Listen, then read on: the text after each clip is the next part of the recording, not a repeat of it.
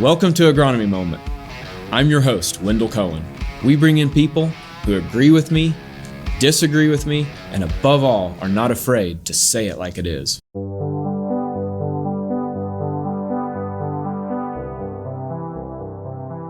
Welcome back to another of our series, a video series on some winter topics that we've been diving into. I have Celena with me again, and this time we're going to talk about tillage. If I can get my thing to work, and it did. Celena, help us understand a little bit. We're just going to kind of go into some basics of tillage and what they do and what to think about. So first of all, what's your thoughts on the systems? Yep. So tillage varies farm to farm, sometimes field to field, as far as what we're going after, what our end goal is with our tillage pass that we are making. And operation to operation is going to change too. You know, we're Southwest Missouri here, talking to a pretty wide group of folks that are doing some form of either no-till or minimum till. And that's a lot of the acres that we're dealing with. So some of these practices are maybe only used in a emergency or urgent scenario where we're like, shoot, we've got a soil pan deeper than I typically run my VT tool. What the heck do I do? Yes. And so those are kind of some of the exceptions, because we are concerned with soil erosion. We are concerned, and we want to take care of the soil and steward it as best as we can. So again, to Wendell's point, we a lot of times want to do as least of this as possible to help us get to our end goal. Yep. And at the end of the day, kind of like when we're focused on plant health, here we're focused on not only the soil health, but what the soil condition needs to be to grow a best crop. So we go back to our focus, and then we'll work back from there today. Sure. And so do you want to comment on any of these things? Like the field cultivators are really common. Yep. Disc used to be. Yep. Am I correct saying they used to be a common tool and not as much anymore? Vertical tillage has been kind of a buzzword for a while, and I don't know if it is anymore or not. So yeah, specifically for, and I know there's folks that listen to this podcast are not in Southwest Missouri. Sometimes we probably have our blinders on a little bit whenever we are on this, because we're talking specifically the geography here, but sometimes just keep that in mind as we roll through here. Probably don't mean to do it, but it's just kind of the trap that we easily go to, just trying to relate to these folks. So the field cultivator, the VT tools, probably more of the common tools that we're using around here, especially the VT tool. The disc is one that has kind of been pushed to the wayside, if you will, whenever we're starting to think about trying to take care of our soil, trying to conserve our soil, just because a disc is going to create the possibility for more soil erosion compared to the other two. In saying that, though, the disc in some parts of the world is still a very common practice to use for the tillage system. And then also along with like the mulch finishers and things like that, what are you using your fall pass? I mean, a disc covers material very well. Yeah, and there's a lot of stuff that falls in the line of a disc chisel, a disc ripper, and without just getting into the weeds on all of that, there's a lot of things that sometimes could be considered in one of these categories or fall into some of these categories. Absolutely. Okay, field cultivator. Let's just talk about it just a little bit. Pros, cons. Yeah, so thinking about the field cultivator, one of the things that it usually does very well is create a really good seed bed for us. Yes. Helps us prep our seed bed, do a pretty good job leveling out areas of the field. And then doesn't require a lot of horsepower to run, which is really nice. Yes. Especially talking about how that can potentially drive up our fuel cost. Another pass that we're making across the field, not taking a lot of horsepower. Again, we talk about soil compaction, how important that is to keep in mind. Something that's a little bit lighter, field cultivator in this instance, lower fuel, less horsepower. On the flip side of that, sometimes a field cultivator is not going to do the best in heavy residue scenarios. So that's stalks or soybean stubble. Mm-hmm. Sometimes we get, what were you saying earlier? We were talking about the well, you can get trash built up. You were talking about air pockets or something. Yep. I think trash residue gets down. It tends to probably push it down into your seed trench areas more.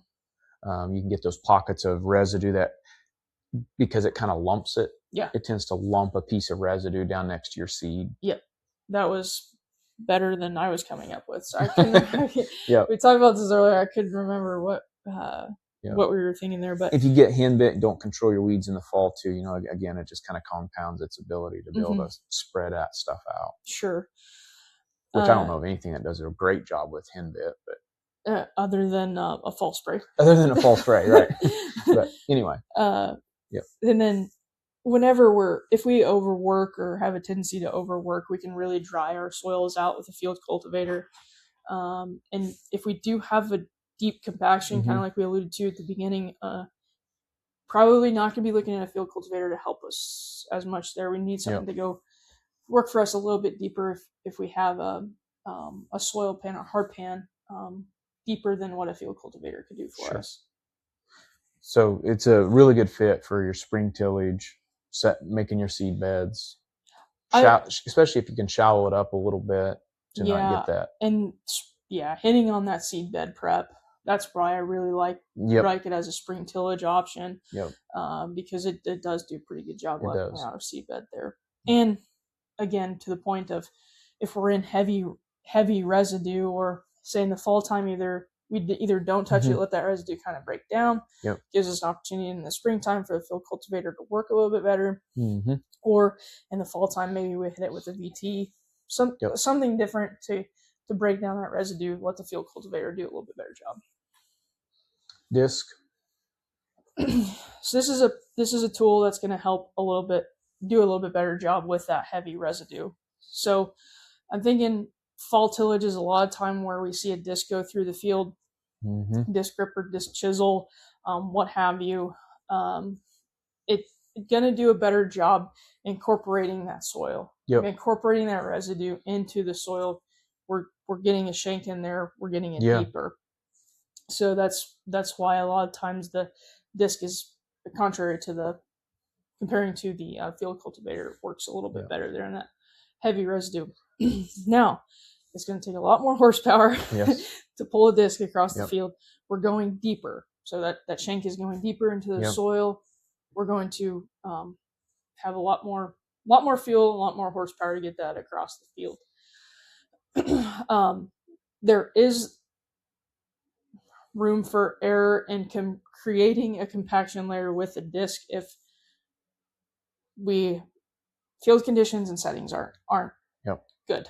So that there is that there. And of course, like we said, getting deeper, and it's overturning a lot more of our soil because it's going deeper, therefore setting us up for potential erosion concerns. Sure.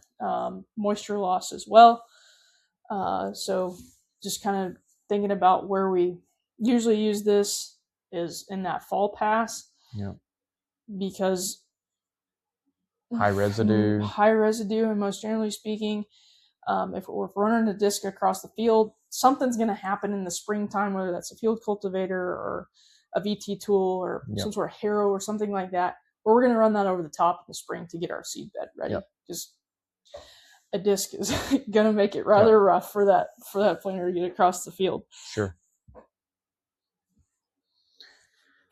Vertical tillage. What's your thoughts on that? So this is one that I would say is probably the most common. I don't know if you would really, I guess, agree with that, but the VT is what we think of, is what I think of where my mind goes in our minimum till situations, which is a very large part of the geography outside of no-till. So that VT is going to do a really good job at kind of just going over, helping with our residue, not going to disturb a ton of our soil, which is really helpful whenever we're talking about conserving our soil and when we're worried about soil erosion problems. that goes into that lower erosion risk there. And then on the flip side of that, it's not, since it's kind of on that top, we're not going to get a ton of loosening into the soil layers there. Right. Thinking how much it's probably helping with our residue, but not disturbing our soil. That's really what I think of with it. I have to understand too, it seems like with a vertical tillage is you are going to size the residue. The tendency is if you don't go too deep, if you don't go deep enough, you don't mix it with soil that much. Mm-hmm. So now you have disconnected residue laying on top, and you get the winds of the springtime. You start getting corn stalks blowing away because it doesn't incorporate very well. Sure. It takes pretty deep pass and it takes horsepower to run VT. So then you start limiting how deep you're going to go because you don't want to use all that horsepower. It's just an observation I made, at least with the type of tool we have. Sure. And it is a little bit of an issue in the fall because then you have all winter that residue can sit on top, and eventually you get that wind and there goes all your residue. Yeah. There goes all your organic matter. Yeah, it does. Exactly. And so that is something to think about. Yeah. And you're talking about setup is critical. I would agree. I concur. What do you mean by setup on a vertical till? Yeah. So just depending what your goal is there, what you're going after, making sure that your settings are correct, as far as depth, what you just alluded to and discussed as far as making sure that was correct, because you've been in situations maybe where it wasn't quite as good as it needed to be, because we could potentially create more problems if we do not take the time to set it up correctly. They can be a tool that is very level across the frame so that you're doing the right thing. But if you do something wrong, they can do, like you say, damage where you're really gouging one area and really tilling it, and the other part you're hardly touching. Sure. So those are things. One thing I'll say is they do have the chance to make a nice seed bed at a shallow depth. Yes. But yeah, I would agree. Your thought is on, so how do they best fit into a guy's ecosystem if you're going to use minimum till? I think a VT tool is one of our more flexible tools that tillage tools that we can use, because we can hit it in the fall, we can hit it spring, or maybe even potentially both if we had to. But because of that, kind of similar to field cultivator in a way, as far as that seed bed preparation, it does do a pretty good job with that. So that's why I think it's really flexible as far as fall, if trying to break down heavy residue, or spring, you're trying to create a good seed bed for planting. And I think too, one thing, just underscore this or give this clarification, is vertical tillage encompasses a really broad category of tools, and the people who are true, I'm going to call them VT enthusiasts, would argue that very few of them are actually true. They call them the 0 degrees. And then we can talk about high-speed disc type situations where they're gone gangs at, you all don't want to listen to us ramble on for 5 hours. But I just want to make that clarification is that in my imagination right now, I'm thinking of one that actually has a gang to it, and it has a slight angle to it. Sure. There are those that will just truly vertically slice 0 degrees, and I'm not here to discuss all that differences. Yeah. We would be here for a while. Yeah. So anyway, let's move on to fall versus spring tillage. Yep. So we talked about all of the, I say all, it was not all, talked about some of the different categories most commonly used, I guess, as far as tillage. And we did kind of hit on each one, maybe when was the best time to use each of those tillage tools, either in the fall or the spring. But thinking about from a workload standpoint here, that's one of our main reasons for working in the fall, is to spread our workload, because we know the springtime, it gets to be crunch time, and we gotta get our crop in the ground. We don't have time to run another pass through our field. We gotta plant. And or the fall versus the spring. The fall, if we hit it with our tillage, we have more time for our residue to break down, to get us more suited for the spring, our nutrient cycling or organic matter that we really want to happen or to start happening. Just give it more time. So those are a couple of advantages of the fall. However, Anytime we're letting that soil sit there longer, we have that soil erosion risk factor a lot higher in the fall than we do in the springtime. And then obviously nutrient loss potential as well. Whenever that's going to tie a lot into that erosion risk with the fall tillage. The spring, obviously we get to be able to conserve that a little bit better from a soil standpoint, nutrient standpoint, and our moisture as well. Keeping that moisture in the soil until closer to planting. Yeah, and I like that part you say, adjust to conditions. That part there, you go into the spring, just different years present different challenges, and you're able to adjust your tillage tool to exactly the custom seed bed you need, or if it's too dry, too wet. Sure. Like you said, Yeah, if it's too dry, we'd probably. Well, yeah, then maybe it's not tillage at all. Then maybe it's not tillage, but yeah. And then again, with a spring, we're talking that really narrow planting window there, getting us a little anxious if we do have a tillage pass left to make across the field. Yeah, it ties up another person pretty full time to keep ahead of these planters these days. Yes. Yep. So, very good. Okay, scenarios here. Let's talk about this. Yeah. So this is kind of we've hit on this a lot, but just to recap here really quick, fall, most of the time we're leaning on that vertical till or that disc tool. The spring, that field cultivator, just because thinking about our soil erosion risk there being a little bit higher, using that field cultivator maybe in the spring. Fall only, if we're only going to be tilling in the fall, that VT tool like we had talked about, especially in our minimum till situations, that VT tool is doing a really good job. And then if we do have that higher residue, then maybe having to go to that disc scenario. Would really like to not have to go there, but do understand that there are some situations that would call for that.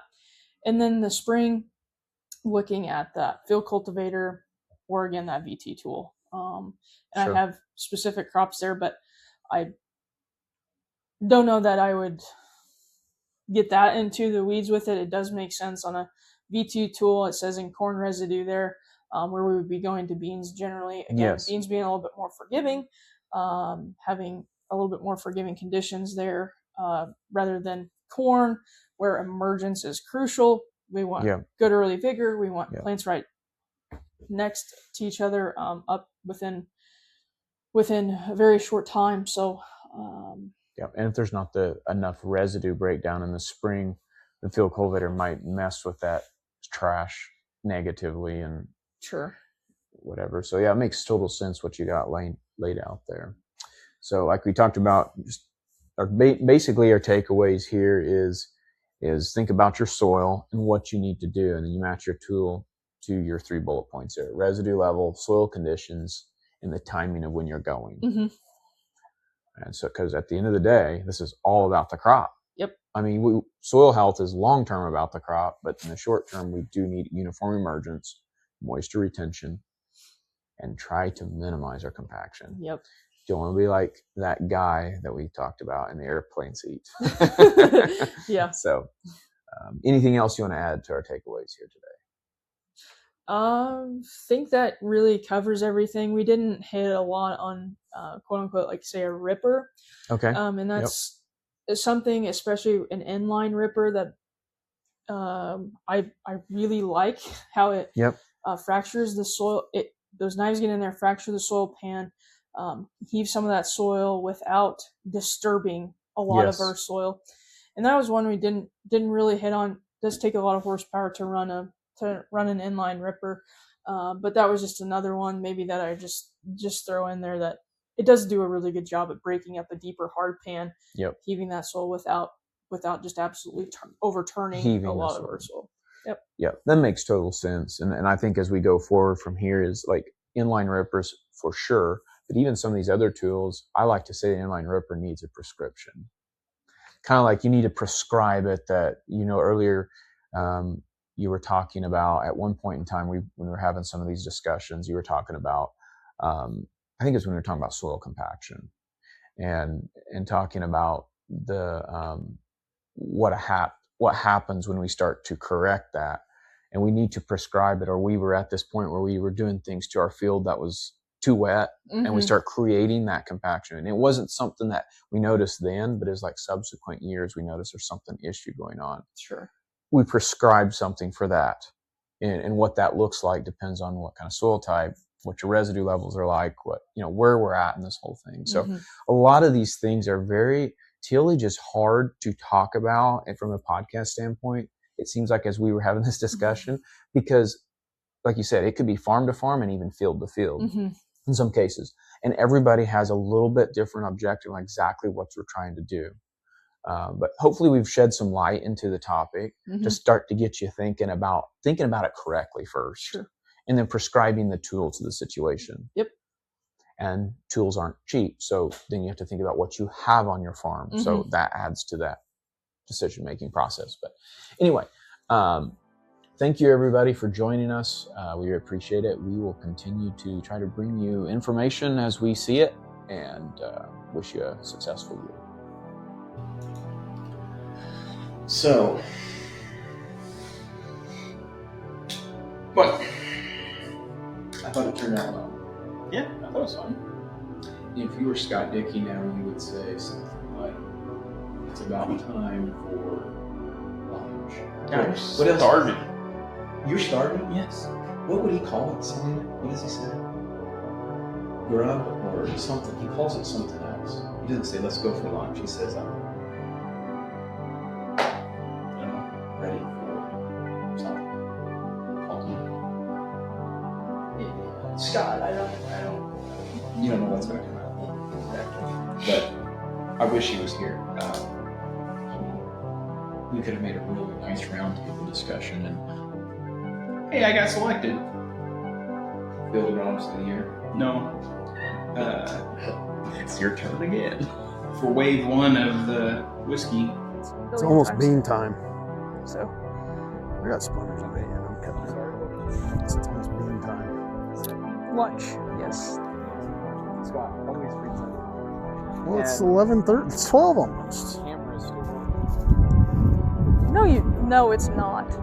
Oh, God.